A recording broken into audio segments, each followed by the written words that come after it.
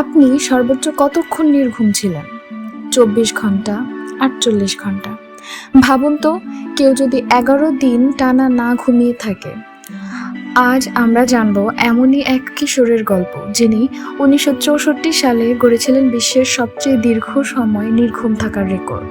1963 সালের ডিসেম্বর 17 বছর বয়সী র্যান্ডি গার্ডনার এবং তার বন্ধু ব্রুস ম্যাক অ্যালিস্টার একটি বিজ্ঞান মেলার জন্য একটি ব্যতিক্রমী প্রকল্পের পরিকল্পনা করেন। ঘুম না থাকার প্রভাব।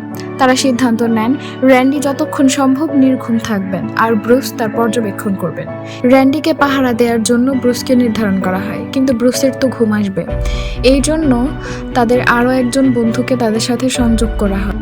প্রথম কয়েকদিন তেমন কোনো সমস্যা হয়নি, কিন্তু তৃতীয় দিন থেকে র্যান্ডির বমি বমি ভাব, মনোযোগের ঘাটতি এবং বিভ্রমের মতো উপসর্গ অনুভব করতে থাকেন। ষষ্ঠ দিন তিনি নিজেকে একজন ফুটবল খেলোয়াড় মনে করেন এবং বিভ্রান্তিতে ভোগেন। স্ট্যানফোর্ড বিশ্ববিদ্যালয়ের ঘুম গবেষক ডক্টর উইলিয়াম সি ডিমেন্ট এবং মার্কিন নৌবাহিনীর চিকিৎসক লেফটেন্যান্ট কমান্ডার জন জে রস র্যান্ডির স্বাস্থ্য পরিবেক্ষণ করেন। 1964 সালের 8 জানুয়ারি রাত 2টায় র্যান্ডি 11 দিন এবং 25 মিনিট মোট 264 ঘন্টা নির্ঘুম থাকার পর রেকর্ড করেন। এরপর তিনি একটি নৌবাহিনীর হাসপাতালে যান এবং সেখানে 14 ঘন্টা 46 মিনিট ঘুমান।